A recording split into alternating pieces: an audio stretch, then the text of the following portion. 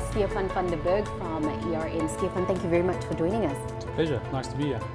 Stephan, take us through some of the work that ERM specializes in. Good, thank you. So ERM stands for Environmental Resources Management, and we're a consulting firm, and we specialize in sustainability consulting, specifically in the environmental and social field, and we work across the power sort of value chain, and we try to assist our clients from early concept phase right through to construction and operational phase with all the support that they need in the social and environmental field. Now, the consultancy space is quite diverse, and you specialize within the energy and power sector. But what sets you apart as ERM? So at ERM, we've got a few things that I think set us apart. We understand financing really well, and ERM really comes into its own when projects get more complex. And what we found in Africa and in renewable projects in specific is that projects do become very complex very quickly. In ERM, we've got a team of specialists all over the world that understand power projects, that understand the different types of complexity that we have to deal with. So what we do really well is we are able to get you to financial close, and what we do is we get you to what we call being fit for finance. That's something that we really do very well at. And we know Africa very, very well. We've got a footprint spanning virtually the entire continent, and we've delivered projects all over Africa.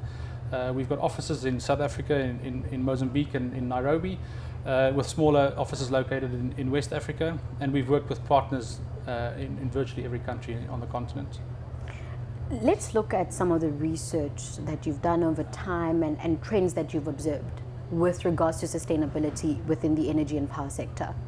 All right, so when we talk about sustainability, we've coined a phrase called non-technical risk, and we tend to look at everything that's sort of the soft sciences under this umbrella of environmental and social issues.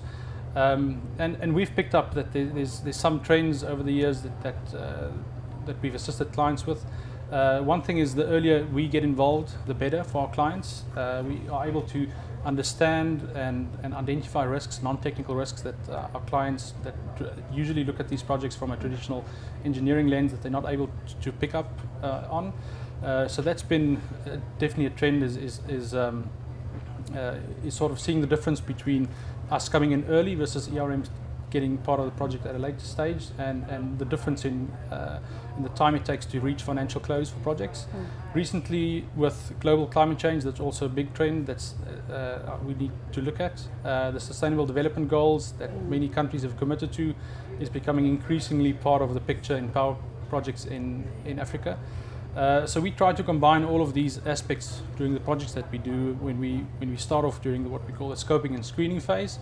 And then throughout the early stage when we do the environmental impact assessment, and we need to bring all of this together to be able to get your environmental permit, which is one step closer to reaching financial close.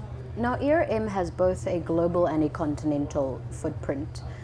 How does Africa fare in terms of where we are and where we should be with regards to infrastructure development in the energy and power sectors? Well, I think the Africa Energy Forum has been so successful because of the need for power in Africa, and this is a conference that brings all the role players together. I think what we've observed is that yes, there's a big need for power, but there's also a need to do projects well, and what I mean by that is to be responsible developers. All the banks have developed safeguards and standards that need to be met if you are going to deliver a project in Africa, and these standards really focus on social and environmental issues. So I think in Africa it's really important to make sure that the vulnerable people that they are being looked after through the work that we do in the social and environmental studies. And I think it's being able to identify risks so that we can actually deliver power to Africa. Because what we found is that a lot of the project gets delayed specifically because of social and environmental issues. So I think that's something we need to get better at, is understanding how these non-technical risks influence your project viability, so that you can actually deliver power to Africa. Just finally, Stephan, this forum is essentially a meeting of minds. What are you hoping comes out of the AEF 2018?